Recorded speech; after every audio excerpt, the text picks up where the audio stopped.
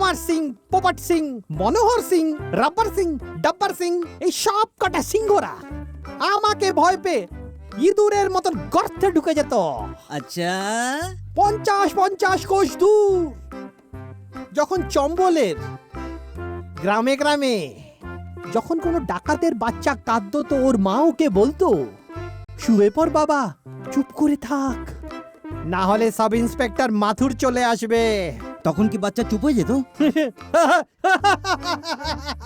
চুপ! আরে অনেকে তো বোবা হয়ে গেছে, এখন চুপ করে যা, না হলে তোকেও বোবা করে দেব আমি। এই আজকালকার চোর বদমাশগুলো, ছিচকে চোর, আমার সামনে কি করে আসবে? অজিত সিং এর নাম শুনেছো তোমরা? সে স্মাগলার অজিত সিং? কালকে ওকে মদের ঠেকায় ধরেছিলাম, আমিও সুযোগ ছাড়ি না, ধরে ফেলেছিলাম ওকে। প্রথমে তো বড় বড় কথা বলছিল, তারপর যখন মাথুর বাবুর 2 কেজির হাত 4 বার ওর মুখের ওপর পড়ল তো ক্ষমা চাইতে শুরু করলো, নিজের নামটাও ভুলে গেল, ঘুষ দেওয়ার চেষ্টা করলো। আমি বললাম, আরে বাবা, আরে এত টাকা তোর কাছে কোথায় আছে যে এই মাথুরের সততা কিনতে পারে? আমার পায়ে পড়ে গেল, নাক রগড়ালো।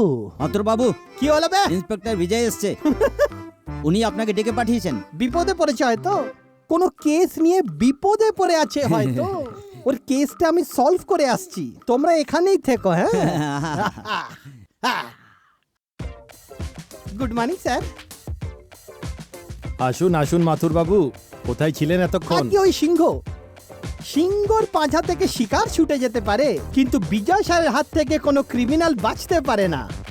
এই কথাটাই আমি একটা পত্রকারকে বোঝাচ্ছিলাম। আমার উপরে অনেক কনফিডেন্স আছে আপনার। ট্যালেন্টেড লোকেদের উপর আমার খুব কনফিডেন্স, খুব সম্মান করি ওদের। ওনাদের সামনে আর কোনোদিন বসিও না। বসুন না। এখন কথাটা লেভেলে আসলো। সিনিয়র যে হয় ও নিজের বুকে লাগা স্টার দিয়ে হয় না, তাই না? বয়স আর অভিজ্ঞতা ওনাকে আসল সিনিয়র বানায়। এতে তো কোনো সন্দেহ নেই। তাছাড়া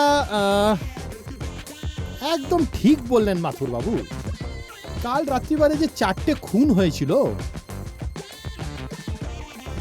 তার খুনির ব্যাপারে আপনার কি রায়? আমার অভিজ্ঞতা বলছে যে ওদের খুনিদের পুরস্কার দেওয়া উচিত। আচ্ছা, কেন? কারণ কি ওই 4 জন যে ছিল ক্রাইমের দুনিয়ায় বড় অপরাধী ছিল, আর ওদের মরার জন্য পুলিশের 4টে ফাইল তো বন্ধ হয়ে গেল। তাহলে আপনার মতে এই পুলিশ স্টেশনটাকে বন্ধ করে একটা পুরস্কারী দপ্তর খুলে দেওয়া উচিত। আইডিয়াটা কিন্তু খারাপ নয়। আচ্ছা, হ্যালো, ইন্সপেক্টর বিজয় স্পিকিং।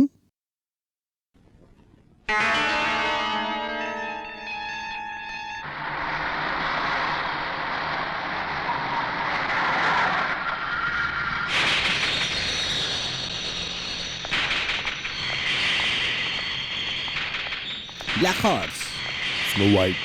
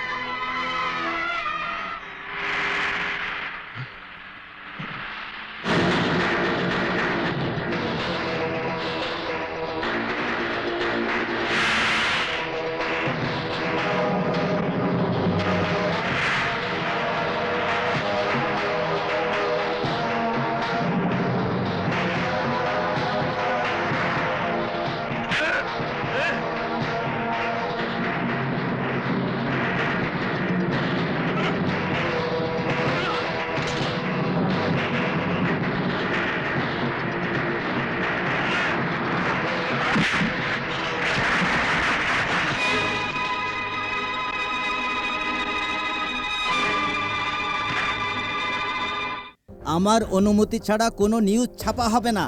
দেখুন মিস্টার, ওই বাচ্চাদের খুনির উপর আমি ততটাই রেগে আছি যতটা আপনারা। Don't waste my time. Ram Ram, বলছি ও কিন্তু মানুষ নয়, কোনো জ্যান্ত রাক্ষস হবে যে ফুলের মতন বাচ্চাদের এরকম ভাবে পিষে মারলো।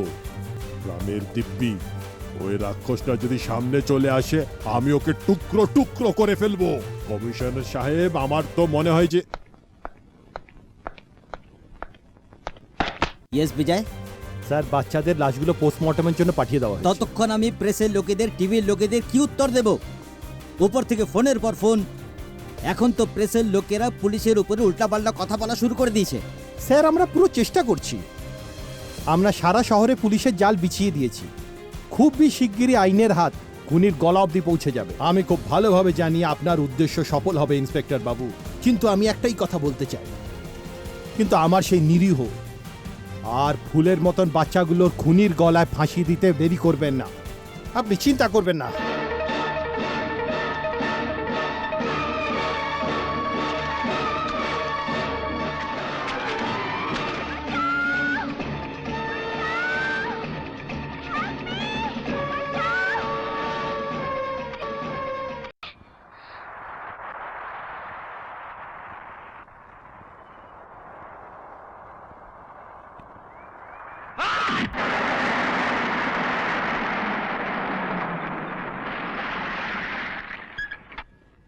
বিজয় বাবু, আমার বাড়ি পাশেই, চলুন না এক কাপ চা খাবেন।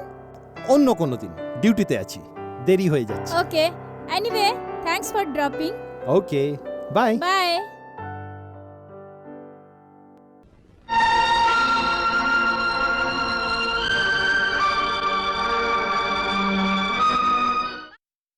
মামা, আজকে আমি খুব খুশি। আজ কলেজে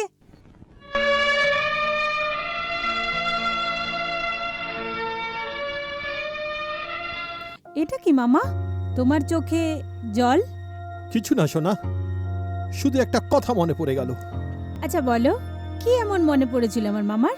আমি এটা ভাবছিলাম, আমার সোনা মেয়েটা যখন বিয়ের পর শ্বশুর বাড়ি চলে যাবে, তো বাড়িতে চোঁচো করার লোক কেউ থাকবে না, বাড়ি খালি হয়ে যাবে। কথাটা তো তুমি ঠিকই বলেছো মামা, ঘরটা তো খালি হয়েই যাবে। একটা কাজ করা যাক মামা। সেটা কি? আমি বিয়ের জন্য বর এমন খুঁজবো যে বিয়ের পরে এখানেই থাকবে। কেউ চো চো করবে আর আমি চ্যাঁ চ্যাঁ করবো। চো চো চ্যাঁ চ্যাঁ, চো চো চ্যাঁ চ্যাঁ। তারা এত বড় হয়ে গেছো, এখনো বুদ্ধি হয়নি? জি মাই বাপ। তাহলে তুই মানছিস না যে তুই না চুরি স্যার, আমি তো করেছিস? চুরি করিনি। তাহলে ঠিক আছে, তোর আবার মার্ডারের কেস ঠুকে না দিচ্ছি। বাবা, আমি ফ্যামিলি ওয়ালার লোক, আমি তো মরেই যাব। রেপের কেস ঠুকে আরে দিচ্ছি। না মশাই, না। এখন কোনো না কেস তো ঠুকতেই হবে না বাবা, নয় মার্ডার, নয় রেপ, কিংবা আর না হলে বমব্লাস্ট। আমি চোরি ঠিক আছি। আমি চোর, আমার বাবা চোর, আমার বাচ্চা ঠিক চোর। আছে, তাহলে তুই মানছিস তুই চুরি করেছিস? হ্যাঁ স্যার, আমি চুরি করেছি। নিয়ে যায় ওকে, দোকানে বন্ধ করে দে। হ্যালো, আপনি কে বলছেন? ইন্সপেক্টর মাথুর স্পিকিং।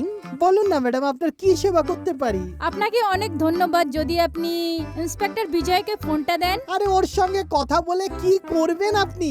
আরে ও তো বড় অলস লোক, বাজে লোক, বেকার লোক, আপনার কোনো কাজের নয়। আপনার মতো মিষ্টি গলার মেয়েকে আমার সঙ্গে কথা বলা ওনার উচিত। সাথে কিছু দরকারি কথা আছে। মানে পার্সোনাল কথা? আরে নিজের ওপর কেন বিপদ টেনে আনছেন আপনি? আরে ৮ দিন ও চান করে না। আরেকটা গোপন কথা বলবো আপনাকে, আর খুবই তাড়াতাড়ি ১-২ সপ্তাহের মধ্যে ওর চাকরিও চলে যাবে। হুম। কাকে চাকরি থেকে বার করবেন মাথুর বাবু? আরে ওকে, বিজয়। এসে গেছে বিজয় সাহেব, এসে গেছে। আপনি ওনার সঙ্গে কথা বলে নিন। মনে হচ্ছে হবু বউয়ের ফোন আসছে। আমি আসছি। চলো চলো চলো। হ্যালো। চিনতে পারলে বিজয় বাবু? না। সাক্ষাৎকার এত ছোটও তো ছিল না কি তুমি আমায় একদম ভুলে গেলে? বাই দ্য ওয়ে, আমি করিনা বলছি। ও, তাহলে আপনি বলুন, আপনার কি সেবা করতে পারি? কালকে আমার জন্মদিন। আপনাকে কংগ্রাচুলেশনস। এইভাবে নয়, বাড়িতে এসে উইশ করুন, তখনই মানবো। সরি, সম্ভব নয়, আপনার ডিউটিতে আছি। ডিউটিতে তো এইটুকু সময় পাওয়াই যেতে পারে যে আপনি বান্ধবীর খুশির দিনে একটুর জন্য আসতে পারেন। আর কোনো বায়নার চেষ্টা করবেন না। আমার অ্যাড্রেস খুবই সোজা, বারারবিলা, বাংলো নাম্বার 27, জুতারা রোড।